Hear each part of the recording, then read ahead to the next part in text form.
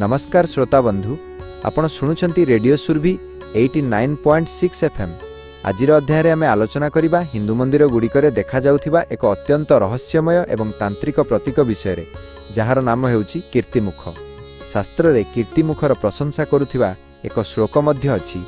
उग्रं मुखं महाघोरं सर्वभूत भयंकरं कीर्तिमुखं नमस्यामि रक्षा रक्षा नमोस्तुते। अर्थात मु सेही भयंकर एवं अत्यंत भयंकर मुख को नमस्कार करे जहाँ समस्त दुष्ट शक्ति को भयभीत करे। हे कीर्तिमुख आमको रक्षा कर। आपण माने निश्चय प्राचीन शिव मंदिर बा देवी मंदिर प्रवेश द्वार उपरे एक भयंकर राक्षसर मुह देखिथिबे। एही मुहर बड़ बड़ दांत एवं भयानक आखि थाए किंतु शरीर न थाए। आसंतु जानिबा एहा पछरे थिबा पौराणिक कहानी एवं एहार गभीर आध्यात्मिक अर्थ। कीर्तिमुख जन्मर कहानी पौराणिक कथा अनुसार थरे राहु भगवान शिव को क्रोधित करथिले। शिवंक तृतीय नेत्ररु उत्पन्न क्रोधाग्नि एक भयंकर राक्षस जन्म नेला एवं से राहु को खाइबा को गोड़ाइला। भयभीत होई राहु शिवंक शरण पशिबारु भोलानाथ तांकु क्षमा करदेले। किंतु भोकिला राक्षसटी शिव को प्रश्न कला, प्रभु एबे मोर आहार कौन हेबो? शिव ताकु निज शरीर को खाइजिबा को आदेश देले। आज्ञाकारी राक्षसटी निज गोड़ हाथ पेट सबु खाईगला। शेषरे केवल तार मुहटी बाकी रहिला।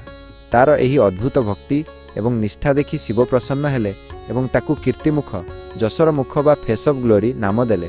शिव वरदान देले जे मंदिर रे प्रवेश करिबा पूर्वरु जे प्रथमे कीर्तिमुख को पूजा बा दर्शन न करिवो तार पूजा केबे भी सफल हेबो नाही। एहा काहींकि एक तांत्रिक एवं रहस्यमय प्रतीक। तांत्रिक एवं आध्यात्मिक दृष्टिकोणरु कीर्तिमुख केवल एक कलाकृति नुहे बरं एहा एक गभीर जीवन दर्शन। अहंकारर विनाश। कीर्तिमुख आमर अहंकार इगोर प्रतीक।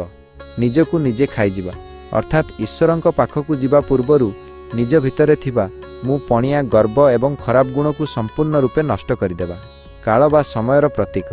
तंत्र शास्त्र रे एहाकु महाकालर प्रतीक बोली मध्य कुहा जाए। समय सबु किछि ग्रास करि दिए।